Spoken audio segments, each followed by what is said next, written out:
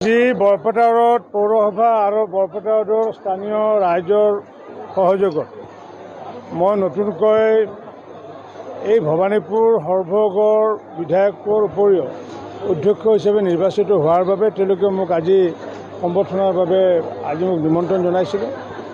মোক বৰপেটাৰ পৌৰসভাকে আদি কৰি প্ৰায় 70টা সংগঠন বৰপেটা সদৰ সংগঠনৰ লগতে ব্যক্তিগতভাৱেও যি আজি মোক আশীৰ্বাদ প্ৰদান কৰিলে, নিশ্চিত ওপৰত মোৰ কাম কৰাৰ যি মানসিকতা মোৰ বৃদ্ধি হৈছে আৰু ৰাইজৰ সহায় সহযোগত নিশ্চিত ওপৰত অকল বৰপেটাতে নহয় ভবানীপুৰ সৰ্বগ সমষ্টিটো আগন্তুক দিনত যিমানখিনি ৰাইজৰ সেৱা কৰিবলগীয়া আছে আমি সেই সেৱা কাৰ্য আগবঢ়াই যাম।